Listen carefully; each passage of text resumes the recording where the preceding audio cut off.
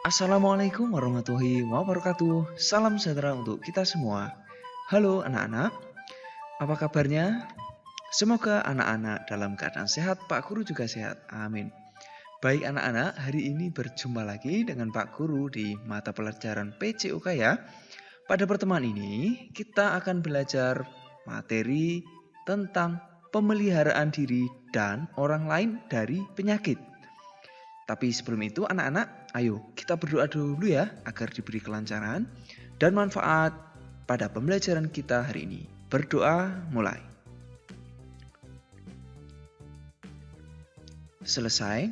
Nah, baik anak-anak, berkaitan dengan materi hari ini, kita akan membahas berbagai hal tentang penyakit dan bagaimana cara untuk mencegahnya. Nah, untuk lebih jelas anak-anak simak dulu tujuan belajar hari ini ya. Pertama, anak-anak setelah menyimak video ini diharapkan mampu menjelaskan konsep pemeliharaan diri dan orang lain dari penyakit menular dan tidak menular. Lalu, anak-anak mampu mempraktikkan cara pemeliharaan diri dan orang lain dari penyakit menular dan tidak menular. Begitu anak-anak. Jadi penyakit menular dan tidak menular itu yang dimaksud seperti apa? Nah nanti anak-anak pastikan menyimak sampai selesai ya agar anak-anak bisa memahami dan mengerti materi kita hari ini.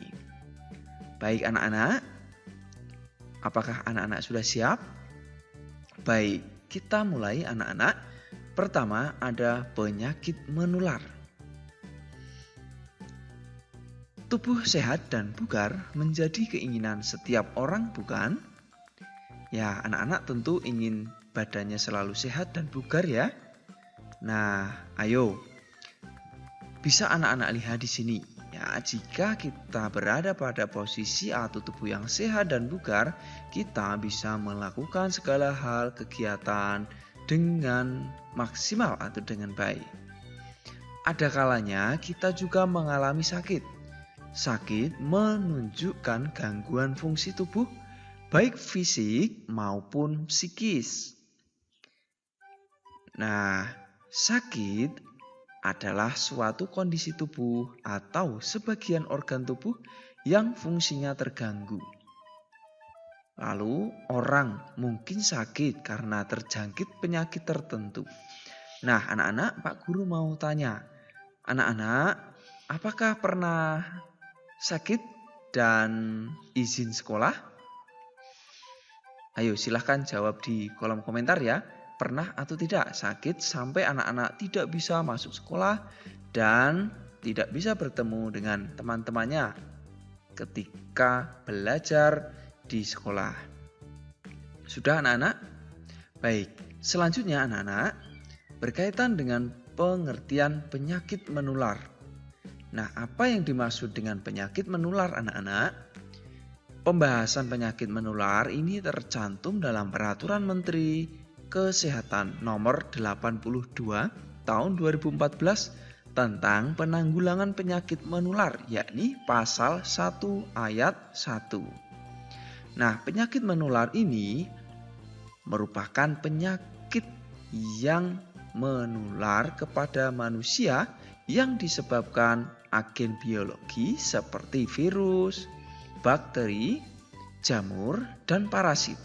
Bisa anak-anak lihat di sini, ini sebuah gambaran atau ilustrasi tentang virus, bakteri, jamur, ataupun parasit.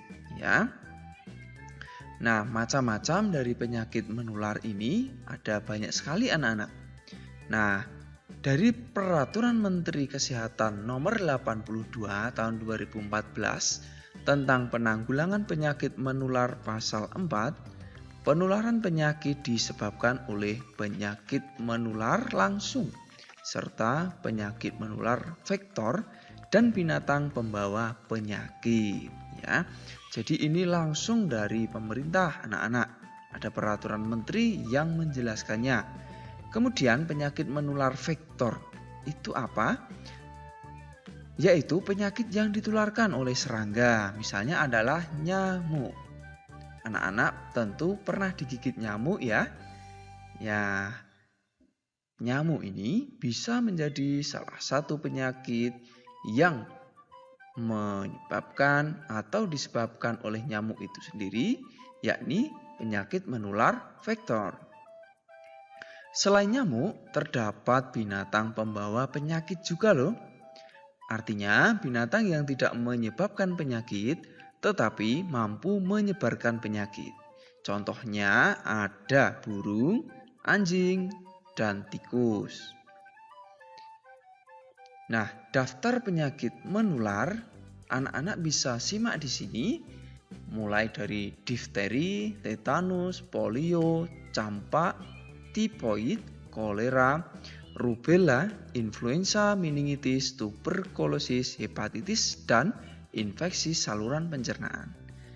Nah, pada penyakit menular melalui vektor dan binatang pembawa penyakit, ada seperti malaria, demam berdarah, chikungunya, rabies, pes, toxoplasma, leptospirosis, flu burung, atau avian influenza. Nah, anak-anak, dari sekian penyakit ini, apakah anak-anak ada yang tahu itu penyakit apa? Coba jawab salah satu atau jelaskan salah satu di kolom komentar ya, agar Pak Guru bisa mengetahui anak-anak, sekaligus anak-anak nanti juga bisa saling menambah wawasan di kolom komentar, menyimak jawaban dari teman-teman lainnya yang tentu menjawab berbeda-beda ya. Nah, silahkan pilih salah satu lalu jelaskan yang anak-anak ketahui ya, salah satu saja. Berikutnya anak-anak, ada penyakit tidak menular. Nah, pengertian dari penyakit tidak menular ini yaitu merupakan penyakit yang bukan disebabkan kuman atau virus serta tidak ditularkan kepada orang lain. Ya, penyakit tidak menular ini disingkat juga dengan PTM ya. Nah, apa faktor penyebab seseorang menderita penyakit tidak menular ini? Nah, bisa jadi orang tersebut memiliki pola hidup tidak sehat. Nah, di sini gambarannya adalah ada seseorang yang berusaha melindungi dirinya dari serangan atau virus yang akan mengganggu karena pola hidup yang tidak sehat. Nah, anak-anak sekalian, terlalu banyak mengonsumsi makanan cepat saji merupakan kebiasaan hidup tidak sehat. Anak-anak bisa lihat di sini, ini adalah sebuah makanan yang sangat enak sekali. Namun jika kita terlalu banyak memakan makanan yang ini, yang cepat saji, contohnya ada kentang goreng, hamburger, mungkin ada juga ayam goreng dan lain sebagainya, itu bisa menjadikan hidup kita tidak sehat ya. Nah, makanan tersebut tinggi kalori tapi rendah kandungan gizinya. Pola makan ini juga memperbesar risiko munculnya berbagai penyakit, di antaranya penyakit jantung, diabetes atau kencing manis, dan tingginya kolesterol. Penyakit ini tidak dapat menular anak-anak, tetapi berbahaya bagi diri kita sendiri jika kita memiliki penyakit atau salah satu penyakit tidak menular yang Pak Guru jelaskan tadi. Nah, macam-macam penyakit tidak menular anak-anak ya bisa muncul akibat pola hidup tidak sehat atau faktor keturunan pula. Nah, contoh dari penyakit tidak menular ini yaitu ada diabetes, rematik, sariawan, hipertensi, osteoporosis, depresi, keracunan, penyakit jantung, kanker, stroke, ambien, usus buntu, asam lambung, gagal ginjal, asam urat, tumor, obesitas, vertigo, migran, kolesterol, tipes, dan penyakit paru-paru. Banyak sekali ya anak-anak.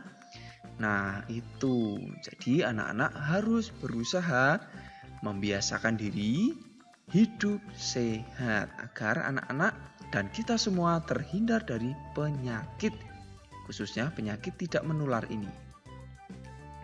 Nah, sekarang anak-anak, bagaimana cara kita melindungi diri dari penyakit?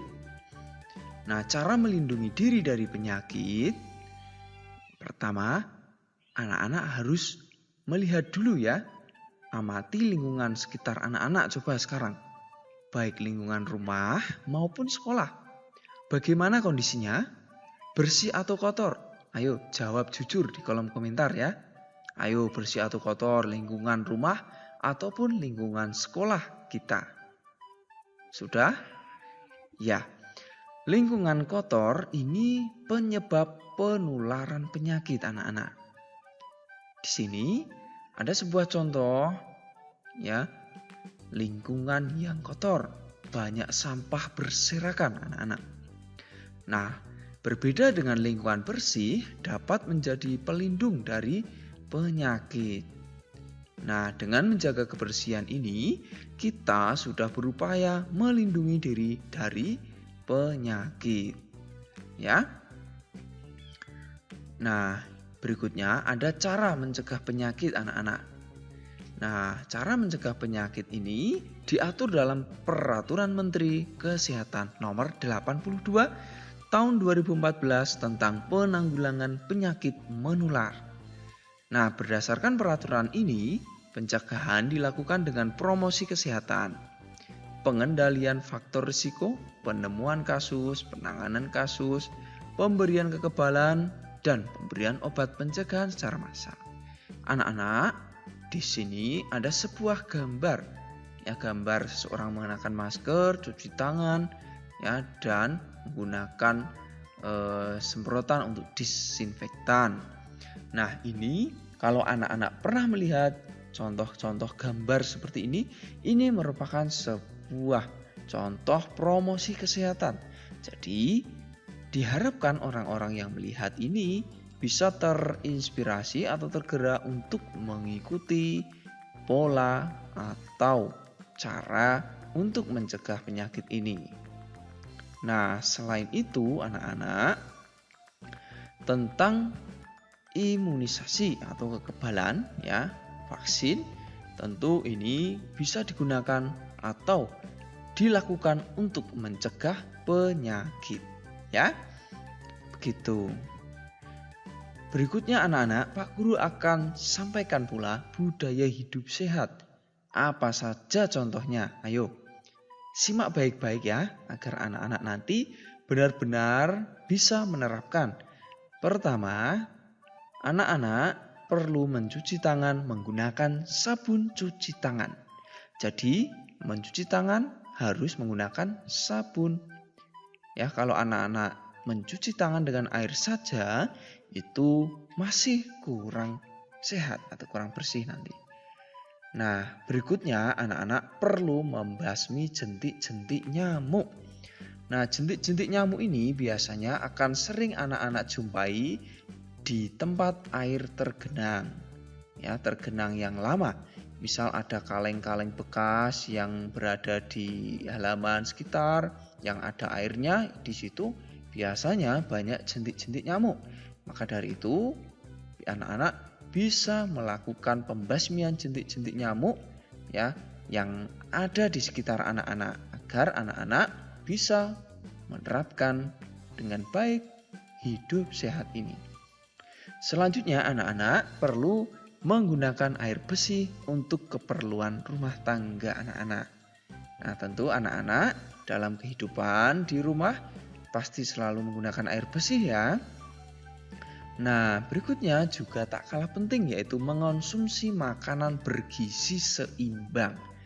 Ya, jadi anak-anak lihat contoh di sini, contoh makanan yang bergizi seimbang ya. Ada kandungan karbohidrat, ada vitamin, protein ya. Sehingga gizi ini bisa mendukung kita atau tubuh kita menjadi sehat. Berikutnya, untuk hidup sehat bisa anak-anak lakukan dengan aktivitas fisik juga atau olahraga secara rutin. Sekali lagi secara rutin ya. Jadi olahraga ini harus dilakukan Ya paling tidak seminggu bisa 3 kali ya anak-anak. Nah kalau di sekolah anak-anak kan 1 kali ya dalam 1 minggu. Nah di rumah tentu anak-anak perlu melakukan olahraga di rumah ya. Nah mungkin bisa setiap sore atau setiap pagi dengan atau bersama dengan keluarga agar hidup sehat bisa senantiasa dilakukan anak-anak di rumah. Selanjutnya anak-anak juga perlu menggunakan jamban sehat ya. Jadi buang air besar, buang air kecil di tempatnya karena ini bisa mengurangi risiko atau penularan dari penyakit. Ya, jadi budaya hidup bersih dan sehat ini benar-benar nanti anak-anak harus mencobanya dan menerapkan ya. Selanjutnya anak-anak juga perlu menjaga dan memperhatikan kesehatan organ reproduksi. Ya. Kemudian mengupayakan kondisi lingkungan yang sehat. Kondisi lingkungan yang sehat ini ya tentu lingkungan yang bersih ya, sekitar rumah anak-anak bersih ya, buang sampah di tempatnya. Ya, ada tanaman hijau sehingga lingkungan anak-anak terasa segar, hijau, nyaman, dan sehat. Yang berikut, anak-anak harus mandi secara teratur ya. Setiap hari paling tidak 2 kali. Ya bisa pagi dan sore gitu ya anak-anak. Baik, demikian anak-anak tentang budaya hidup sehat. Begitu anak-anak materi kita hari ini, semoga bermanfaat. Sekali lagi, anak-anak harus mampu dan bisa menerapkan hidup atau budaya hidup sehat ini ya. Begitu dan kita akhiri pembelajaran kita dengan berdoa. Mari kita berdoa. Berdoa mulai. Selesai. Sampai jumpa anak-anak di pembelajaran selanjutnya. Tetap semangat belajar bersama Pak Guru di sini. Assalamualaikum warahmatullahi wabarakatuh. Salam sehat, salam semangat, salam PCUK.